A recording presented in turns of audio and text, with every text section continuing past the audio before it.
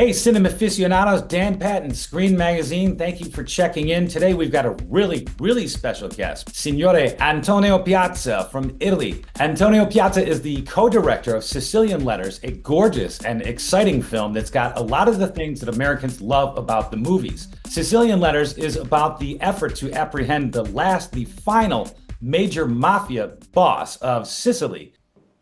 Un cretino che vuole aprirsi una finestra abusiva. E questa volta non posso risolverglielo io il problema. Guardi che non era una battuta. Mio padre tante cose mi insegnò, ma essere spiritoso, no. Ha capito che non c'era portato. And here to tell us more about the film is the director himself, Mr. Antonio Piazza, who joins us live from Italy. How's everything in Italy today, Antonio? No, actually, today I'm in Chicago. I'm about to fly back to Italy. I know. I just wanted to make sure you're honest. So now this film, the first thing I noticed is that it is based on a real story, loosely based, as you indicate during the beginning of the film. So we won't give away too much of what happens in your story, but why don't you tell me the original story upon which it is based? Yes, first of all, this mafia boss you were speaking about is truly the last big Sicilian mafia boss. A few years ago, even on an American magazine, there was a list of the top wanted criminals around the world. Osama bin Laden was still at large, and it was the number one of that list. And the number three was Matteo Messina Denaro, the guy we are speaking about. They arrested him after 30 years at large. They arrested him last year, and now we know his hideout was in Sicily, 100 meters from a police station. From this detail, you can guess that this is a tragic story, but it's also somehow ridiculous.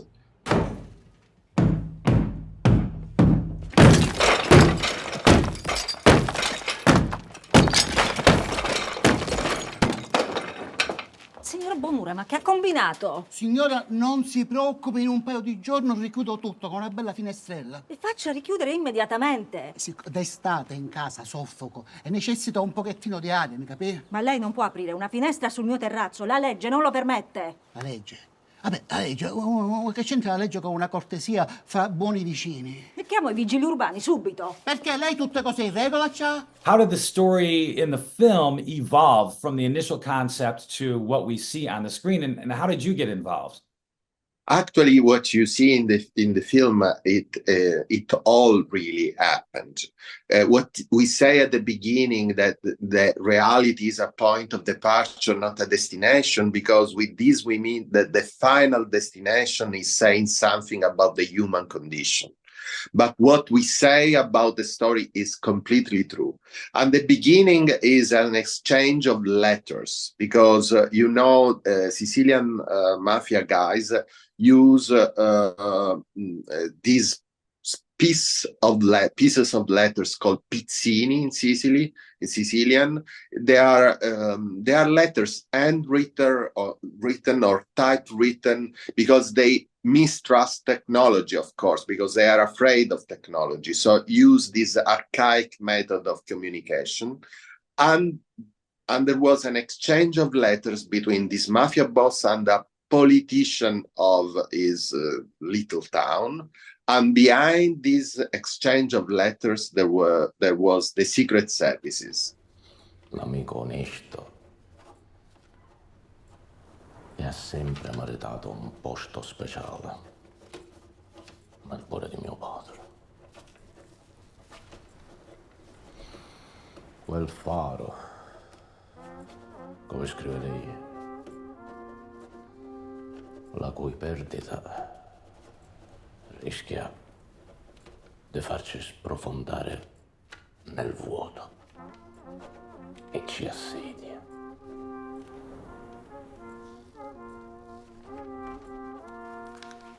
Oggi questo suo figlioccio è il niente, ma se è di questo niente che ha bisogno, sono a sua disposizione. PS. Io per lei sarò Emanuele. Lei invece dovrà firmare le sue lettere col nome in codice di Salustio. It's somewhat of a large cast of characters, and they're all very unique and very lovable. It almost reminded me a little bit of a film that I love, which is The Big Lebowski. Although they're not goofy, they're not comedic, but they each have their own individual story, individual personality. As a director, what was the most challenging part for you to make sure that each of the individual characters would connect with the audience? I love what you're saying, first of all, because, the brothers Cohen are not only directors that we love, but they were indeed a reference for us for this specific movie. You mentioned The Big Lebowski. I would say also Barn After Reading. Tragic and ridiculous characters. And it might happen in Sicilian stories, where the tragedy and the grotesque part of our lives mix together. Signore non dispensa equamente il bene dell'intelletto, e lo sappiamo. La conquista è stata veramente avaga. Ehi, mi dica Pino Tumino, sta cosa inutile. Il bidello, il più cretino che la mia scuola abbia assunto mai. La tua ex scuola. Non sei più preside, Catello. Così come non sei più sindaco, né assessore, né tantomeno consigliere comunale. Dopo il tuo arresto sei stato espulso persino dalla massoneria. Anche quei cadaveri imbiancati si vergognano di essere tuoi confratelli. Ipocriti. Non sei più niente, solo un ex. Adesso anche ex detenuto. Non hai nessun diritto di vergognarti se tua figlia sta con il bidello.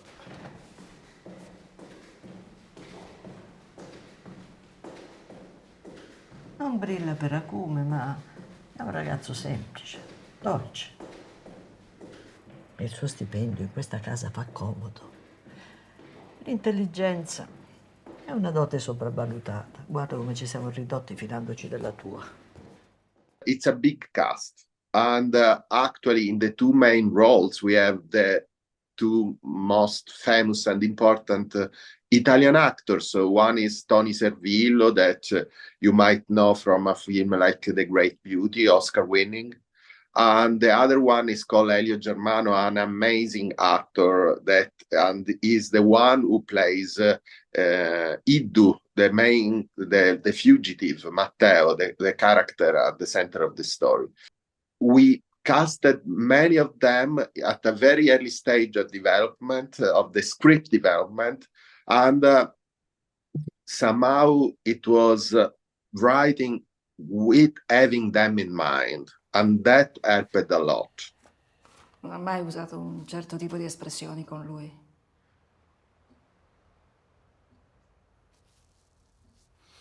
Che fa, cancelliamo Babbalusa allora? Eh?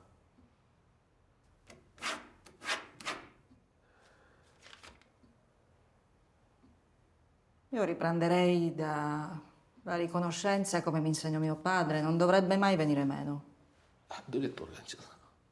Ok.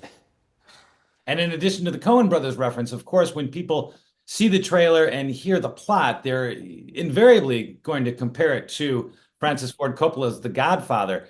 In what ways is it similar, and in what ways is it different than The Godfather's Part 1 and 2? Forget about Part 3. Well, you are mentioning one of the greatest film ever made. So I wouldn't dare to compare my work to such a masterpiece and to such a great director. I would say the films are very different because in The Godfather, the sense of epic and tragic and tragedy is very strong. While in this film, especially because we are talking about real people and not invented characters like in The Godfather by Coppola, we are trying to show how human and ridiculous also they are. It's not a Greek tragedy here at play. In a way, they are ridiculous characters desperately trying to climb out of a well at the bottom of this well there is evil, but they are trying to get out of this well, and the way they do it show how miserable and they are. Ti posso fare una domanda? E riguarda la missione. Ma perché ancora tutta questa ostilità nei miei confronti? A me interessa solo di catturarlo, di te non me ne frega niente. D'accordo, ma che cos'è che veramente non sopporti nel sottoscritto? A parte il fatto che eri il migliore amico di un famoso capo mafia, sei il padrino di suo figlio e hai collaborato a svariati reati. Io non ho mai avuto problemi con i miei nemici. Sono i miei amici che non mi hanno fatto dormire la notte. Ho fatto qualche favore di troppo. Did you, when you're developing the characters, consult with any of the real life individuals who are portrayed in the film, or have you talked to any of them since the film has been released? We are Sicilian. We are Sicilian, and we know this world very, very well. We studied a lot the trials and all, also to distinguish the real facts from the many legends around this guy, because he was in Italy is super famous, and being super famous at such a it is surrounded by many legends, and so it was important for us to distinguish the real and the fake. But there's also an element that I don't think necessarily exists in much of the other films, is the character we haven't discussed yet. I believe it's named Poo-Poo, which is a statue of great importance to the villains. Can you talk a little bit about Poo-Poo and what it represents, and where did that come from? Yeah, it comes from again from a real story. It's this Poo-Poo is an ancient, an old statue of a Greek statue they found in Sicily in an archaeological site. Poo-Poo in Sicilian has many different meanings. First of all, it means puppet, and the statue is like a puppet. Second, it means child. And actually, at the beginning, Matteo's father gave to him this statue to Matteo when he was a child, is a sign that is the one, is the son he chose to continue the business. Passo quindi al discorso che mi propone, l'affare del grande albergo. Ho capito tutto in linea di massima. Mi sembra una bella idea e mi adopererò come meglio posso. Preside, Iddu ci sta! Ma che cosa fa? Preside, si ricordi, il pizzino lo deve bruciare. Say that I watch Sicilian Letters and then I go out with some friends to have some Etna Rosa. What kind of a mood am I going to be in? What sort of conversations am I going to want to engage in or start, having just seen Sicilian Letters? I would like that your mood is that you are entertained, that you had some good laugh, but also that you bring home some thought and question about our human condition, so to say.